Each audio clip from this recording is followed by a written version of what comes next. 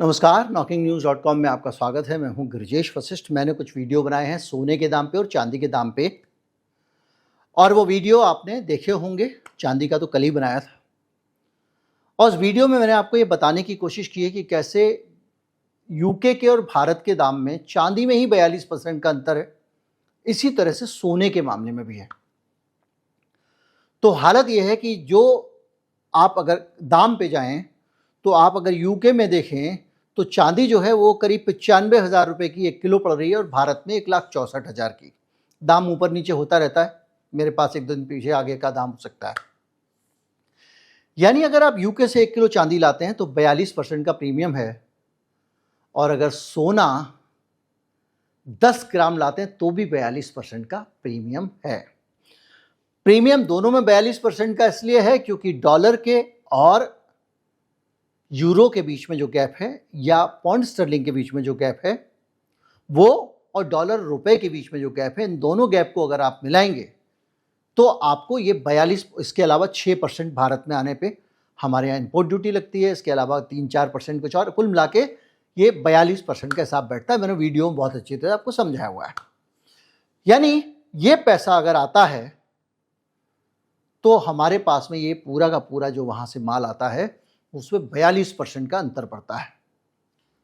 अब अगर 10 ग्राम सोना रख लाते हैं आप जेब में तो आप सीधे 42% का मुनाफा कमाओगे। हांगकांग दुबई से सोना लाओ, 40% का प्रॉफिट कमाओ। हांगकांग दुबई का टिकट ही कितने का है? ना के बराबर। और रान्या राव जैसे केस में हमने देखा कि इसी गैप को उन्होंने एक्सप्लॉइट किया। रान्या राव आपको याद होगा, एक दक्षिण भारतीय फिल्म अभिनेत्री थी, उसके पिताजी बड़े पुलिस अधिकारी थे, और वो सोना स्मगल करते लाते हुए पकड़ी गई थी, कई बार जा चुकी थी। बहरहाल, तो ये जो गैप है उसको उसने एक्सप्लॉइट किया। मैंने जब बातचीत शुरू की तो आपसे कहा था दाऊद, हाजी मस्तान, करीम लाला का दौर, वो सब दौर पुराना आ तो नहीं जाएगा। तो उसके लिए आपको ये समझना पड़ेगा कि जिस दौर में ये डॉन पैदा हुए उस दौर में सामाजिक परिस्थितियां और आर्थिक परिस्थितियां क्या थी। एक तो आपके सामने रखा हुआ है, सोना वहां से लाने, स्मगलिंग करके लाने पे सीधे 40% का फायदा है, यानी एक क्लियर कट गेन है। बाकी आप कैसे लाते हो यहां पर आके सारी चीजें डिपेंड करती हैं। केवल 40% का फायदा तो है, लेकिन स्मगलिंग करके कैसे लाओगे और लाने के तरीकों के बीच में एक तरीका है स्मगलिंग, और बड़े बड़े डॉन उसी स्मगलिंग की धरातल पे, उसी की ताकत पे खड़े हुए थे। कैसे खड़े हुए थे आप समझें। 70 से 80 के बीच की ऐतिहासिक परिस्थितियों को अगर आप निकालें, 1970 से 1980 के बीच की, तो आपको इसको समझने में आसानी होगी। उस वक्त इंपोर्ट पे भारी रिस्ट्रिक्शंस थे। सोने के इंपोर्ट पे 40 से 50% का प्राइस गैप था, जो आज भी 42% का प्राइस गैप है। विदेशी गुड्स की भारी डिमांड होती थी क्योंकि विदेशी माल मिलता नहीं था, उसमें भी लोग पैसे कमाते थे। मेरे एक जानने वाले थे, वो हांगकांग से वीसीआर लेके आए थे। उनका हांगकांग जाने आने का खर्चा निकल गया था एक वीसीआर लाने में। आप सोचिए, वीसीआर और एक कलर टीवी, 2 चीजें लाए थे। कांग्रेस का उस दौरान जब एकाधिकार था तब तक चीजें कंट्रोल में रही हैं, लेकिन क्या हुआ, कुछ रीजनल पार्टियां निकल के आईं, जैसे कि शिवसेना। आज की तारीख में भी मल्टी पार्टी सिस्टम है। तो शिवसेना के दौर में उस वक्त के जो बाहुबली थे, स्मगलर्स थे, कुछ कहूंगा तो पॉलिटिकल बयान हो जाएगा, लेकिन ये माना जाता है, इनके दौरान उन लोगों को ताकत मिली और वो बहुत ज़्यादा इन एथनिक पार्टियों के उदय से गैंग से जुड़ गए। अब तो एथनिक पार्टी देश की सरकार में। भ्रष्ट पुलिस और कस्टम अधिकारी उस वक्त बहुत थे, आज भी हैं, उतने के उतने ही हैं। मैं आपको एक उदाहरण देता हूं। कुछ ड्रोन रोज स्मगलिंग कर रहे हैं पाकिस्तान की सीमा से, भारत में आते हैं, ड्रोन से सामान गिरा के चले जाते हैं। पंजाब की सीमा पे खास तौर पे बॉर्डर सिक्योरिटी फोर्स कह रहा है कि अभी हमारे पास ड्रोन को रोकने वाली 10 ही मशीनें हैं, उनको बहुत ज़्यादा बढ़ाना पड़ेगा।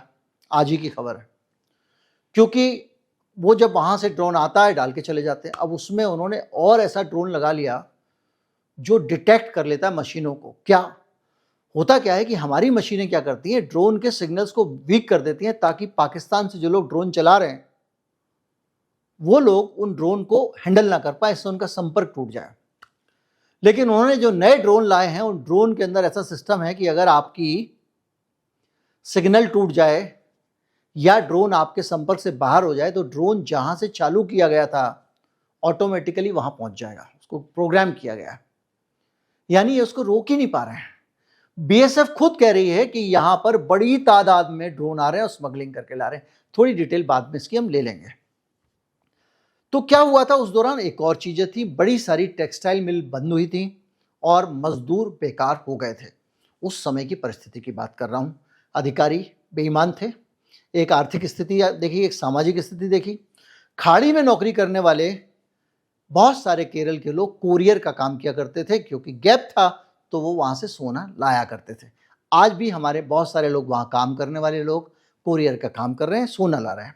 डॉक्स और फिशिंग फ्लीट पे कंट्रोल था और उसका फायदा इन लोगों ने उठाया। आज के दौर में एकदम मिलती जुलती समानता है। 42% प्राइस गैप चल रहा है। ये वो परिस्थितियों की बात कर रहा हूं जिसमें बड़े बड़े डॉन पैदा हो गए, वो हालात जिनमें ये डॉन जो है वो खड़े हुए, तैयार हुए। 42% का प्राइस गैप चल रहा है। इंपोर्ट रिस्ट्रिक्शन चल रहा है। चांदी पर 2026 तक बैन लगा हुआ है, कंडीशनल बैन है। रुपए कमजोर चल रहा है, बाकायदा ऑल टाइम लो चल रहा है। 88 रुपए 81 पैसे 90 पैसे पहुंच गया है। नए एक्टर्स और नए रूट डेवलप हो गए हैं। रानिया राय आप देख रहे हैं, एयर होस्टेस और इन्फ्लुएंसर्स, कितने सारे केसेस आए हैं सोना लाने वाले। यानी नए नए लोग, नए नए तरीके के लोग वहां से सोना स्मगलर लाने में इस्तेमाल हो रहे हैं।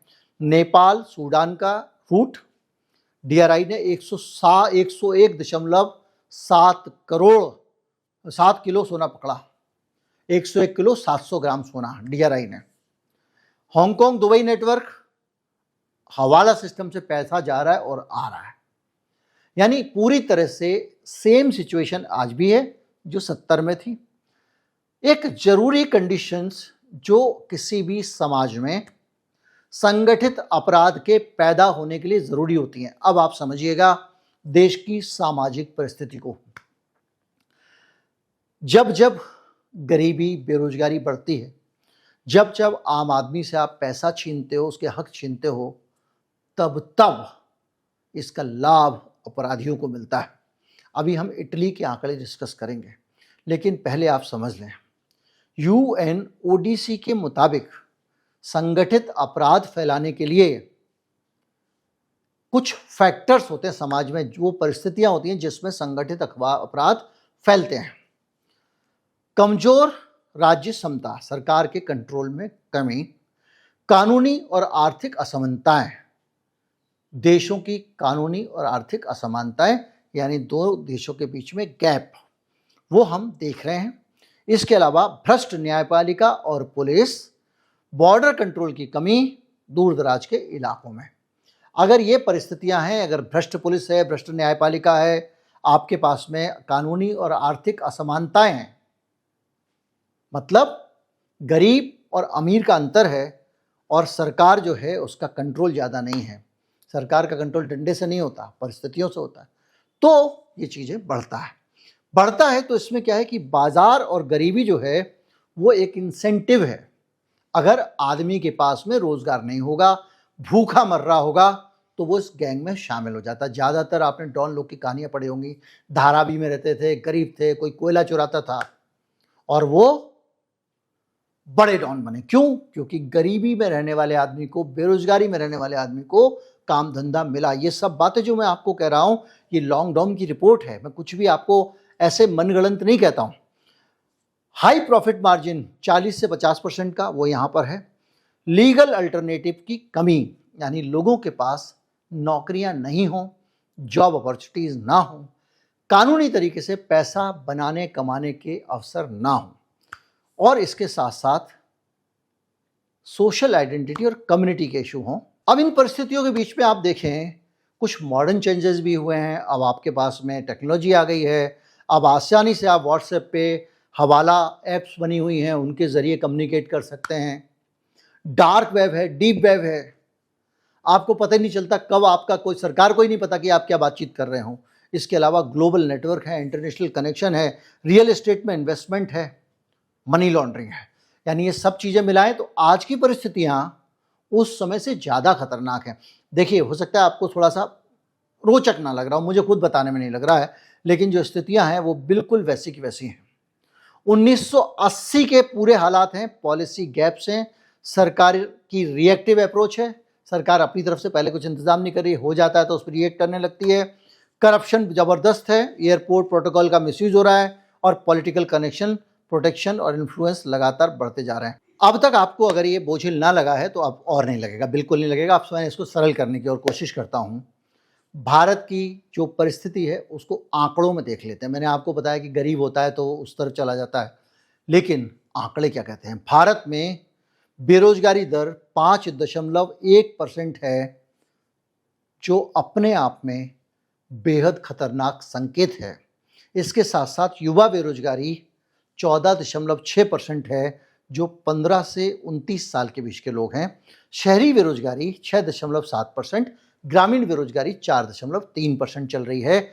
चौंकाने वाले आंकड़े हैं, 20 से 24 साल के 44.5% नौजवान बेरोजगार हैं। इनमें ग्रेजुएट, पोस्ट ग्रेजुएट भी शामिल हैं। केवल 54.8% भारतीय ग्रेजुएट और एम्प्लॉयबल हैं। मैन्युफैक्चरिंग में नौकरियां घट रही हैं। 2012 में 12.8% होती थी और अब 11.5% रह गई हैं। महंगाई भी लगातार बढ़ रही है। सितंबर 25 में 8 साल का न्यूनतम था हमारे जो रिटेल इन्फ्लेशन। बीएसएफ जो बॉर्डर पे बैठ के स्मगलिंग रोकती है, उसके हाल देखें। 451 आपराधिक मामले बीएसएफ के खिलाफ दर्ज हुए हैं। ये रिकॉर्ड है।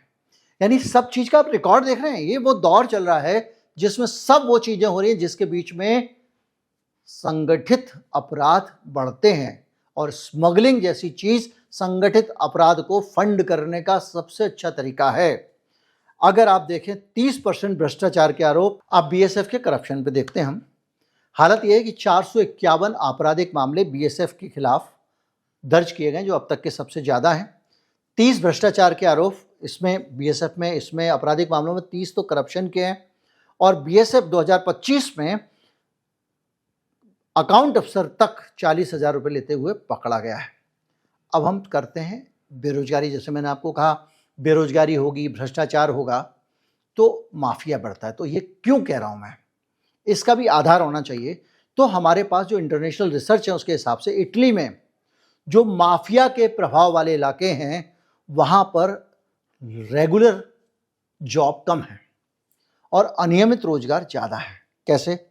जैसे कि परमानेंट नौकरी नहीं, ये नहीं वो नहीं, और कच्ची नौकरियां बहुत हैं। भारत में भी क्या स्थिति है, परमानेंट नौकरियां मिल नहीं रही हैं, सब कॉन्ट्रैक्ट पे नौकरियां हैं, और तो और ये गिग वर्कर्स वाली नौकरियां भी शुरू हो गई हैं। यानी इटली के जो रिसर्च हैं, जहां पर माफिया खड़ा हुआ, पूरी दुनिया में इटली के माफिया को एक ऐसी स्थिति मानी जाती है, एक रोल मॉडल माना जाता है, इसके आधार पर आप अध्ययन करते हो। वहां पर आर्थिक असमानता रिकॉर्ड लेवल पे है। वहां पर गरीब अमीर का अंतर बहुत ज़्यादा है, बिलियनियर राज है, और वो हमारे यहाँ पे भी है। मैं कई बार बता चुका हूँ, टॉप 1% लोगों के पास 22.6% इनकम है और 40.1% कुल संपत्ति पे भारत में कंट्रोल करते हैं। टॉप 0.001% के पास नीचे के 50% लोगों से, यानी 46% लोगों से 3 गुना ज़्यादा संपत्ति है। यानी इनइक्वलिटी ज़बरदस्त है, और यही आंकड़ा इटली जो है उसका आपके सामने आ रहा है। इटली के शोध कहते हैं कि अगर बेरोजगारी 1% बढ़ती है तो अपराध 3 से 7% बढ़ते हैं। आपने सारे आंकड़ों को देखा ना, अब आगे और देखते जाइए। आज भी परिस्थितियां 1980 वाली हैं। युवा बेरोजगारी 44.5% है 20 से 24 साल के लोगों की। आर्थिक असमानता आप देख ही चुके हैं कितनी ज़बरदस्त है, अभी मैंने बताया आपको। भ्रष्ट सिस्टम, बीएस से बीएसएफ पे रिकॉर्ड केसेस हुए हैं। प्राइस गैप 42% का अंतर है। तकनीकी एडवांसमेंट है, हमारे पास सोफिस्टिकेटेड ड्रोन है, फेल श्योर क्या कहलाता है वो वाले ड्रोन्स हैं जो वापस आ जाते हैं। इसके अलावा हमारे पास में तमाम सारे इंटरनेट है, डीप नेट, सब कुछ मौजूद है और परफेक्ट कंडीशन है गैंग में रिक्रूटमेंट करने की। 44% बेरोजगार युवा, ऊंचा प्रॉफिट 40 से 50%, कमजोर इन्फोर्समेंट क्योंकि खुद ही बीएसएफ में भ्रष्टाचार है, और पॉलिटिकल प्रोसेक्शन। आप जानते हैं तब से तो नेता बहुत ज़्यादा चोर हो चुके हैं। तो कुल मिला के जो सिचुएशन है वो सिचुएशन आप इसको ऐसे समझे, जो कल तक हम कह रहे थे कि भाई सोने का दाम बढ़ गया है, सोने का दाम नहीं बढ़ा है। इस देश में ऐसे हालात बनते जा रहे हैं कि करप्शन और अपराध धीरे धीरे कब्जा जमाने वाले हैं, माफिया आने वाला है, क्योंकि परिस्थितियां ऐसी हैं। आप सोचिए रन्या राव का केस आया, इससे पहले आपने कभी 20, 30, 40 साल में सुना था कि इतनी ज़्यादा स्मगलिंग हो रही है? कोई स्मगलिंग बंद हो गई थी ना हिंदुस्तान में। क्यों? क्योंकि आपका टैक्स स्ट्रक्चर ऐसा था। मोदी जी ने 15% लगा दिया, फिर बाद में उसको 6% कर दी। 6% भी बहुत है। मैंने आपको सोने वाले एपिसोड में बताया था कि दुनिया में सबसे ज़्यादा लगा रहे हैं हम। तो अगर ऐसी स्थितियां, ऐसी पॉलिसी सरकार लेके चलेगी, ऐसे हालात बनेंगे, बेरोजगारी भी है, सब कुछ तो है जो चाहिए, निश्चित तौर पे वो पूरे हालात हैं जिसमें इस हिंदुस्तान में दोबारा से माफिया, डॉन और वो दोबारा खड़े हो जाएं। और आज के हालात उससे भी ज़्यादा इसलिए बुरे हैं कि उन डॉन को इस्तेमाल करने वाले नेता भी बैठे हुए हैं बड़े से बड़े स्तर पे। पहले ऐसी परिस्थितियां नहीं थी। पहले ठीक है, मान लिया कि दाऊद के कुछ लोग थे, ब्रजेश सिंह थे, उनके साथ में बृजभूषण शरण सिंह थे। बॉम्बे हॉस्पिटल केस कितना बड़ा किया उन्होंने, कांड किया, उसके बावजूद उनको बचाने में एक पॉलिटिकल पार्टी लगी हुई थी। बृजभूषण शरण सिंह को जेल में चिट्ठी लिखते थे अटल जी, लेकिन फिर भी उतना ज़्यादा अपराध राजनीति में इस्तेमाल नहीं होता था। अब तो पैसे जो दे दे उसी के साथ नेता खड़ा हो जाएगा। तो इसलिए भगवान से मनाइए चीज़ें बेहतर हो जाए भैया किसी तरीके से, वरना जो हालात पैदा हो गए हैं उसमें आप कोई बड़ी बात नहीं है कि दाऊद जैसे या दाऊद से भी बड़े बड़े डॉन की वापसी हो जाए। उम्मीद करता हूँ कि ये पूरा एनालिसिस आपको समझने में आसानी हुई होगी। थोड़ा आंकड़े थे, थोड़ा टेढ़ा था, थोड़ा पकाऊ था, उसके लिए मैं माफ़ी चाहता हूँ, सरल नहीं कर पाया, लेकिन मेरी कोशिश सरल करने की जारी रहेगी। लेकिन फिर भी अगर आपको समझ में आया हो तो नीचे कमेंट में ज़रूर लिखिएगा, मुझे अच्छा लगेगा। दोस्तों तक पहुँचाएँ, ज़्यादा से ज़्यादा लोगों तक। अगर आप भुगतान करना चाहते हैं तो QR कोड को स्कैन करें, और QR कोड को स्कैन करने में अगर दिक्कत आती है, क्योंकि मोबाइल से मोबाइल में कैसे स्कैन करें, तो डिस्क्रिप्शन में सबसे ऊपर लिंक है, उसको क्लिक करेंगे, वो भी आपको QR कोड का ही काम करेगी। नमस्कार, जय हिंद।